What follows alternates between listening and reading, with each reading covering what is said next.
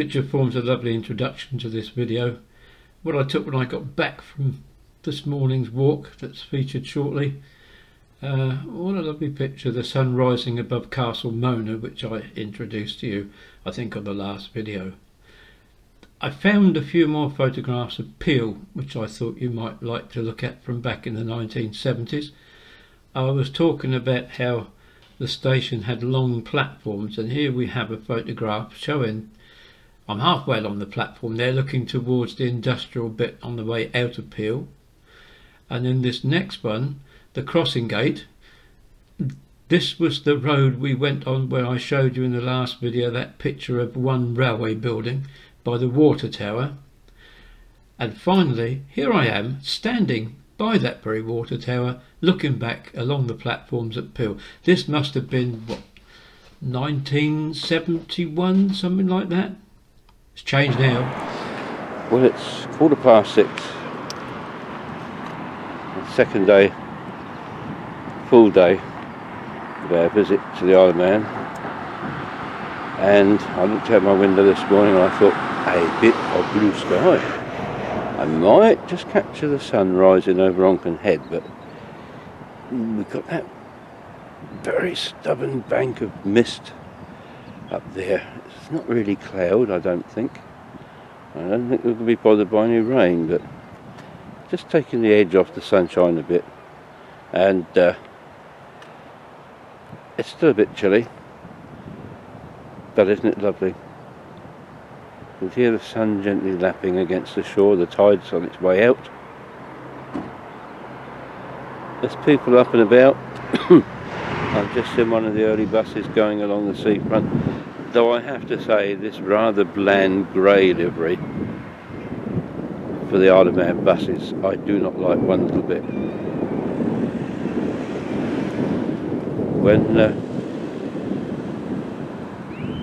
When my ex-boss, and I'm proud to say friend, David Howard, was the director of Isle of Man Transport back in the early 2000s, he bought a red and cream livery similar to our one on Eastbourne Corporation, and it looked really smart. He did a lot for this island's transport, and to be honest, I don't think he's given enough credit for it. Bless you, David, wherever you are now. Now, I don't know if this idea is going to work, but up there on the head, as the road climbs out of Douglas towards Ramsay, it's quite a magnificent Art Deco building. Recently been restored, so I've been told, or refurbished, and I think above it is the sun. Just make out a circle there. Oh, we'll keep an eye on that place. There it is. There, I think. And if that's not the sun, that's a reflection of it. Because we tend to see it a bit earlier than it physically arrives, don't we? There you go. Now, I try and bring you places you didn't know.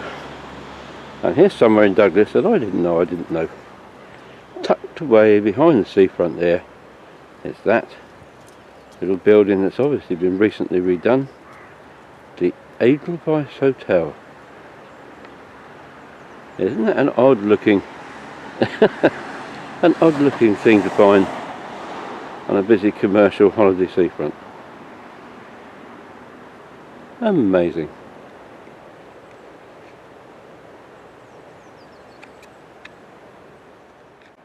Now I'm standing here looking at the back of a toilet. But quite interesting is this piece of information.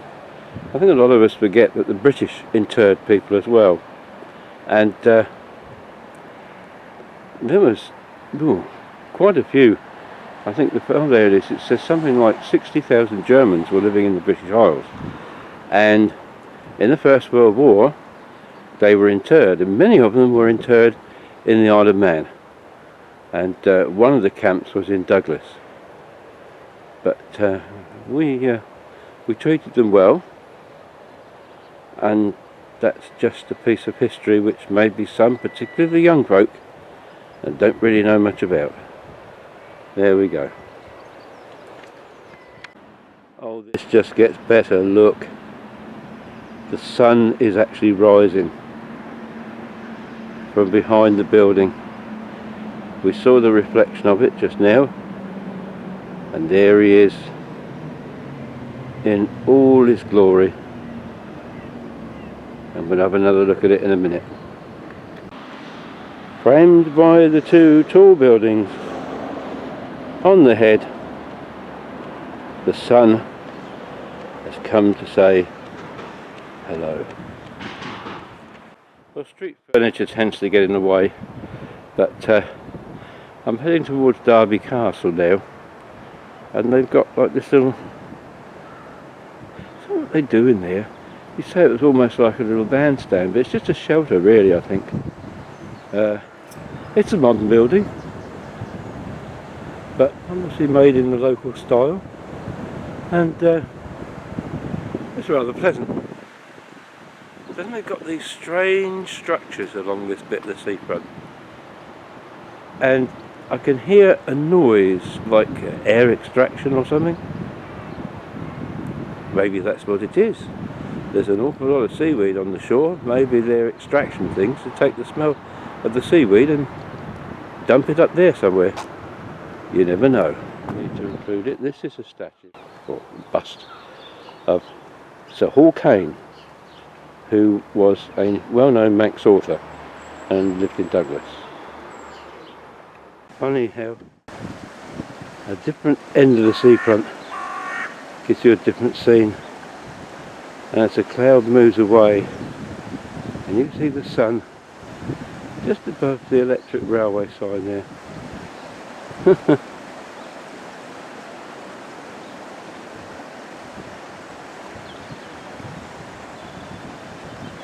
I've got to leave it to capture this.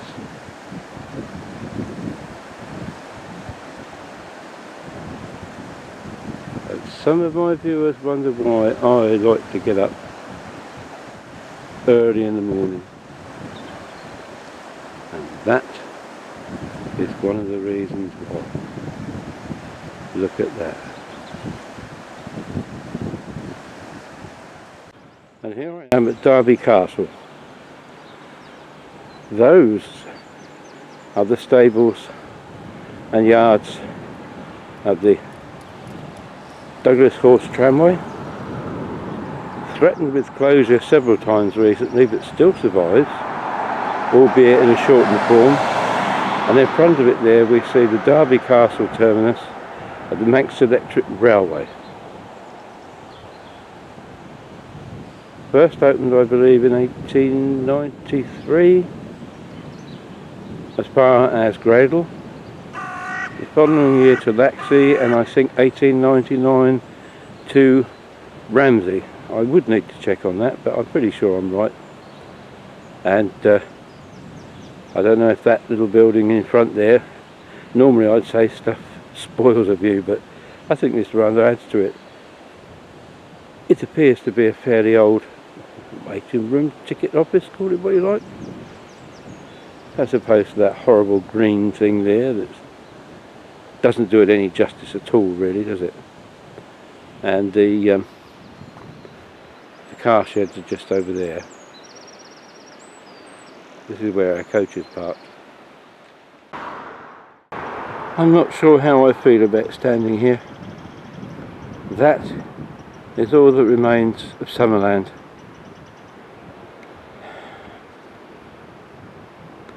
In the early 2000s they built a sort of, I might call it Summerland Mark II, and then they had some disastrous rain and flooding, and some of the pieces of retaining wall, I'm not quite sure exactly what it was. I can't see from here, but I know that two bits of granite were dislodged, and there was a danger that they would fall through the roof for the replacement. So they decided that it was safer to demolish the building, and there it is, prime development for sale. It's been like that since about 2003, 2004. They can't pull that down, because if they do, there's a danger the whole cliff behind it is going to come down too. It's starting to get busy now. Hard to believe I was in there 50 years ago on the afternoon that it caught fire, but there you go. 50 years on nearly.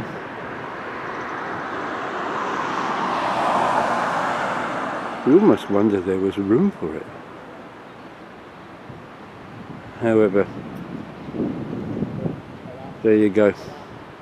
Summerland. I think I've got some stills somewhere. We took a plane up, hired a little Beechcraft 4-seater, and flew over Summerland after the fire. The weather went into mourning for a week. Just rain and...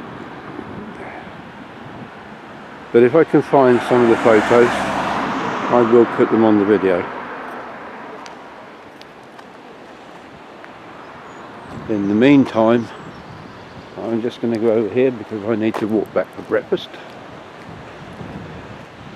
And we're coming back here later to travel on the train, the electric railway. But look, the sun's shining on that part of Douglas, and over on the other part, it's all misty and horrible.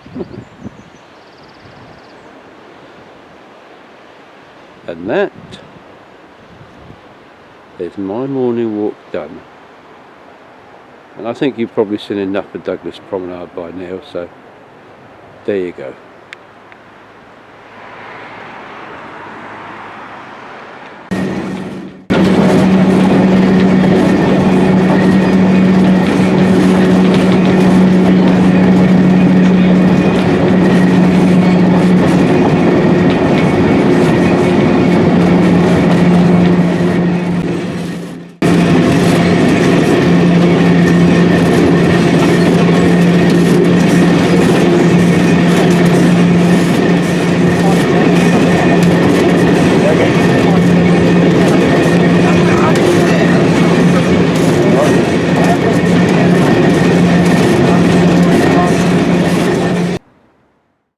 Well, things seem to have changed at Ramsay since photographs that I've seen. We've just travelled up in car number 2, which is one of the early tram cars. You see it's got the original company name on it, Douglas and Laxey Coast Electric Tramway. I quite thought there was one of these corrugated iron tram sheds here at one time, which I'm sure was over there. However, if we stand here and look, you'll see quite clearly where they would normally take the trams to run round. And I've just asked the chap if they've abandoned this bit, and he says, oh no, he said they're hoping to reopen it later this year. And they disappeared off into, I guess, what must be their rest room. But we've got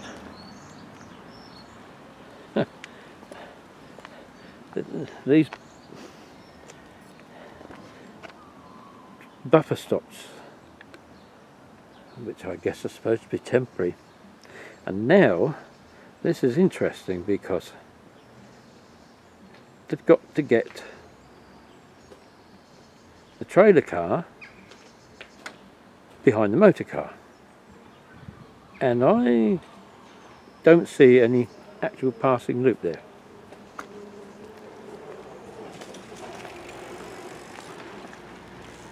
So how they're going to do it, I don't know.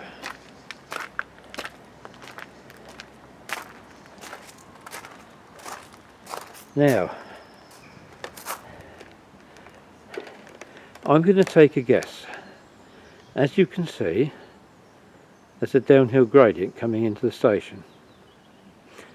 So, motor car pushes the trailer over onto the running rail heading for Douglas on the left hand side, pushes it sufficiently far up, if it's got a brake of its own, which it probably should have, and they'll brake. Motor car goes back over this side, change the points, take off the brake, trailer car rolls into the station under its own gravity, motor car then goes back up over the points, reverses down. Cracked it. One of the things I've noticed about this line, a lot of the intermediate stations are quite grand affairs, but the terminal stations, nothing. Look, just a bus shelter with bum perches. They're not even seats. The litter bin's more comfortable to sit on. Yes, I can see now why it's temporarily changed. They've been building here, and this will be the new Ramsay station terminus, which is rather nice. Hopefully it will start attracting people to the tramway.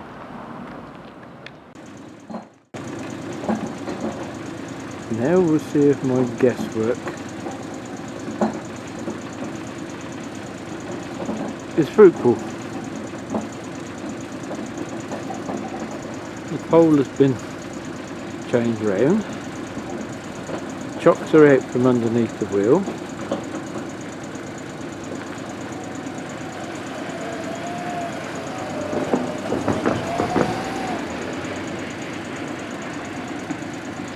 Now let's see what they're going to do.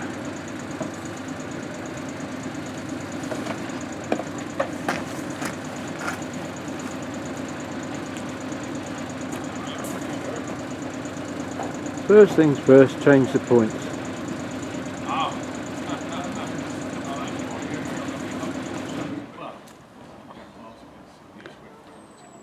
Presumably after waiting for one more member of the crew.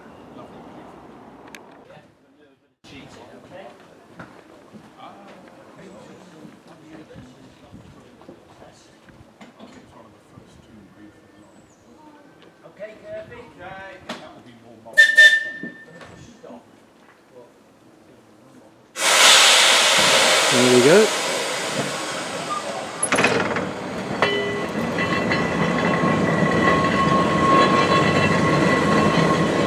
That's it, over the points.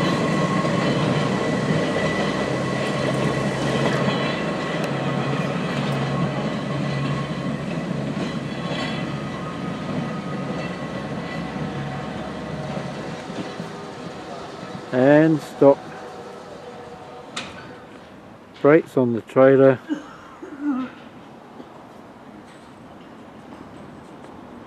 And uncouple the trailer.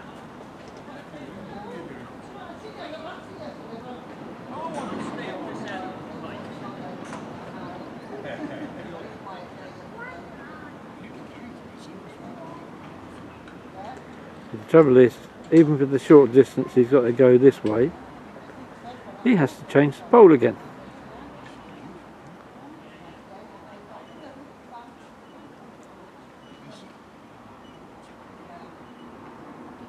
So pole up, make sure you get it on the wire, and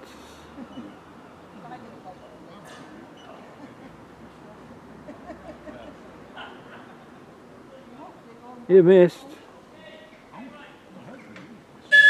Right, here we go.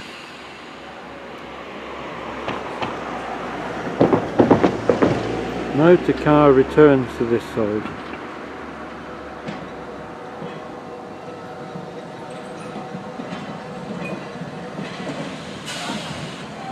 And stops.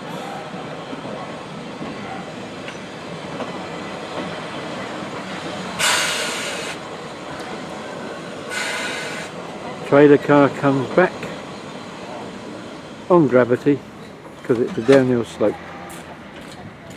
Pole round the other way.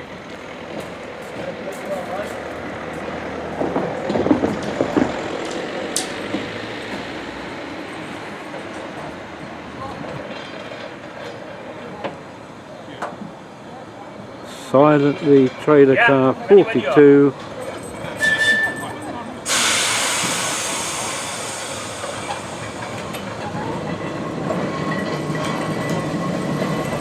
comes to a nice halt just in front of the buses. Parking brake on.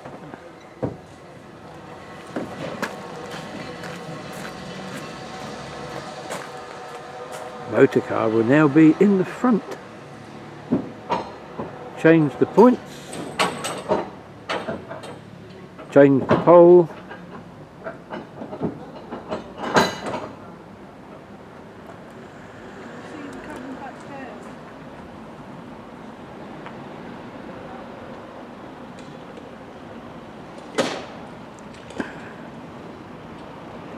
And when he gets into the platform and couples up to the end of the trailer coach, he's got to do the pole all over again.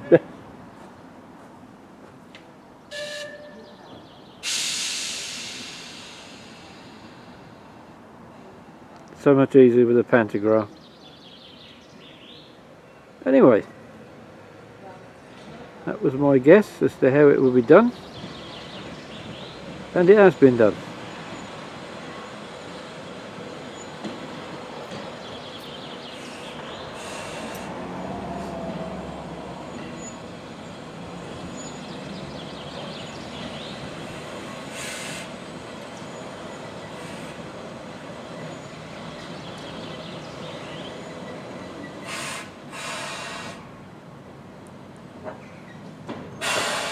Lovely jubbly.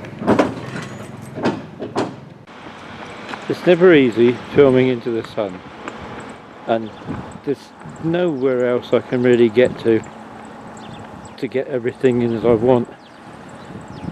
I didn't think this was still a bus station, just didn't look like it, but you see the buses parked round the corner. This is Ramsay, and it's not even really in the town centre, I suppose. One thing I have to say, I do not like the grey colour of the buses now, but I think I said that this morning.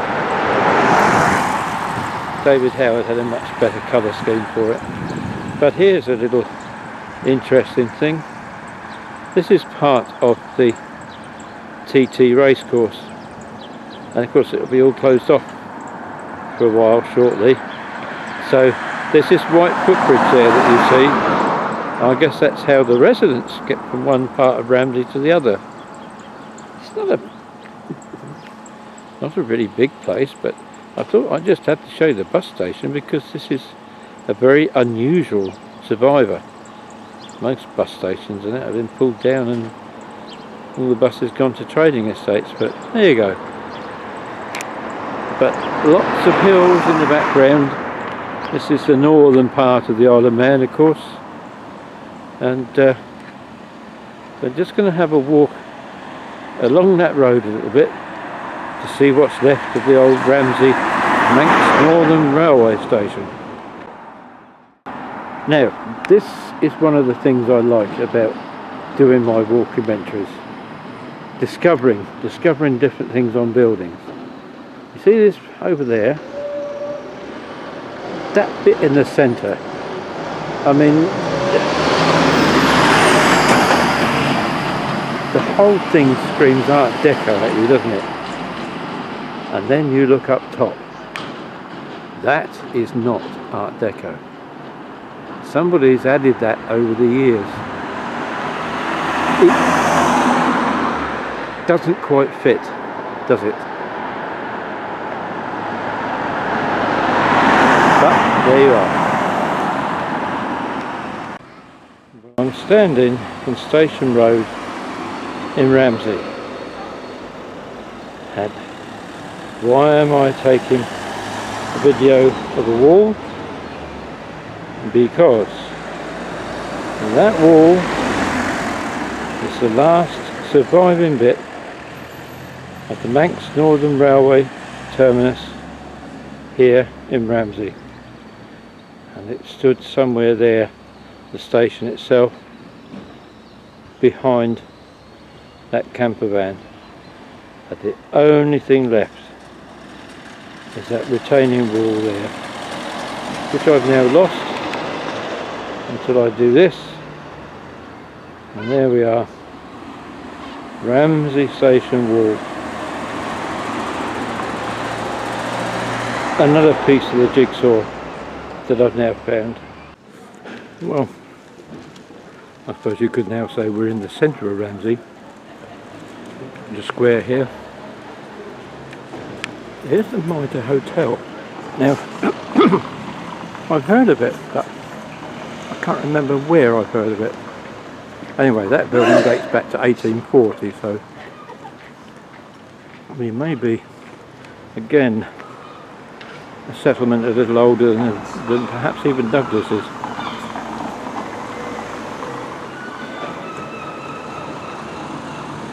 But you've got this nice little square here.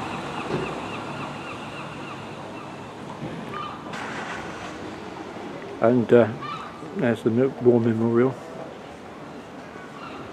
Rather nice. And that looks like a statue is there, and two people sitting playing some kind of a board game or something, maybe chess. Haven't really got the time to go over and have a look. But this certainly, just imagine at one time, was the centre of activity here. I think the closest I can find to a proper town centre in Ramsay. Not a lot of time here, but hope you've enjoyed a quick look round. This is something you just can't miss. Where now do you see traditional ironmongers? Ramsay was founded many years ago. It goes back to Viking times. I think you'll probably find it was the seat of certainly one of the Viking kings of Man. But how's about that, eh? Established in 1889, Felton's Ironmongers. Still going strong, and jolly good luck to them.